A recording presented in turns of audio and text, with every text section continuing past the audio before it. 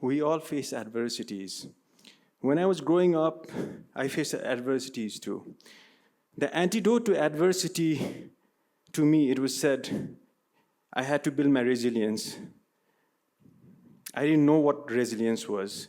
I understood it conceptually, it was being strong, but no one could teach me how to practice it. So I started to improvise.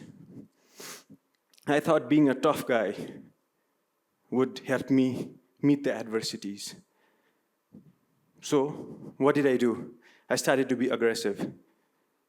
I started to use my aggression to face the adversity. But you see, aggression, anger, is a flame that burns. And when it burns you out, what is left is emptiness and pain. I got burnt out. And not only that, in that process, I started to affect the people around me. I was academically sound, but it reached to a point where I was expelled from the school. I swung into the other direction to face the emptiness. I started to experiment with drugs. In particular, I liked the psychedelics. I liked how it altered my consciousness, changed the normality, the reality. It gave me highs, it gave me perspective, but it was short-lived. It was me, just my conscious mind, kind of like being distracted.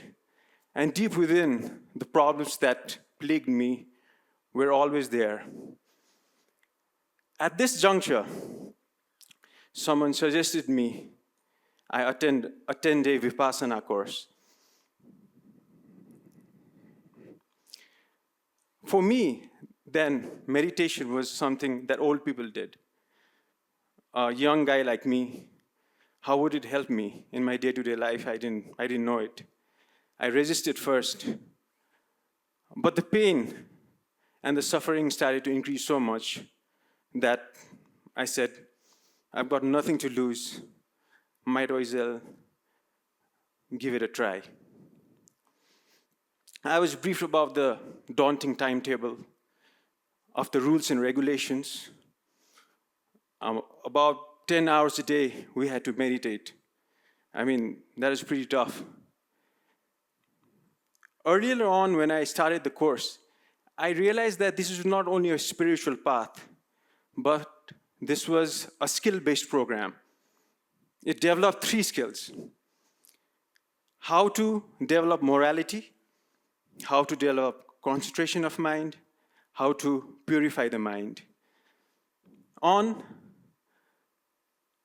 developing morality, we were told to observe 5 precepts: not to kill any living being while staying there, not to steal, not to do any sexual misconduct.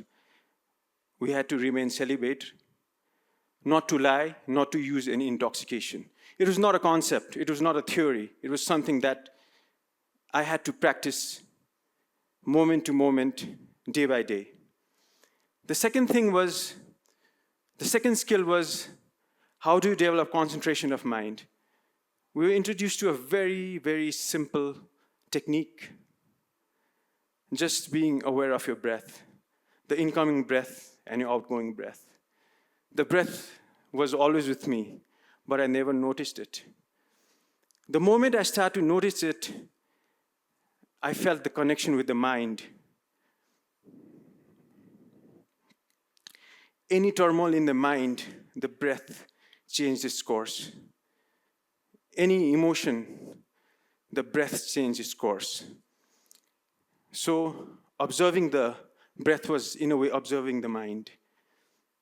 What I realized was how weak and feeble my mind was. It was like an endless YouTube content creator, creating this content and that content, and my mind, going to the past and the future. and not staying in the present. On the purification of mind skill, the connection that I experienced was more deeper.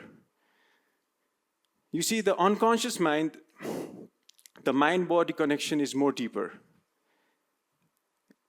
Anything that happens in the mind, like anger or any emotion, there is the psychological side of it that we are cognizant about, and there's the biological process of it. We generally tend to focus on the psychological side of it, not the biological side. For example, if you're angry, on the psychological side, you feel the emotion, then you start to feel the content, and one after the other, your mind starts to roll. On the biological side, you'll feel that heat, the changes in your breath, the changes in your body temperature, all that. At a more deeper level, there's so many biochemical reactions that are happening in a single emotion. Now, what Vipassana teaches is not to follow the content, but the biological process, and to observe it objectively as much as you can, as a phenomenon that's happening inside you, and understand its impermanent nature, feel its impermanent nature. What that does is, this constant reaction that is happening from the unconscious, you are changing the unconscious pattern of your mind, the reaction pattern of your mind. Now finally, when the course ended, something deep within me shifted. For the first time in my life, I felt real peace, real happiness, real harmony. And what I felt was, I met my friend, the resilience. Because since this was a skill-based program, now it was like playing guitar. It was like practicing martial arts. It was like driving a car. The more hours I can put into, the more calmer, the more happier I can become.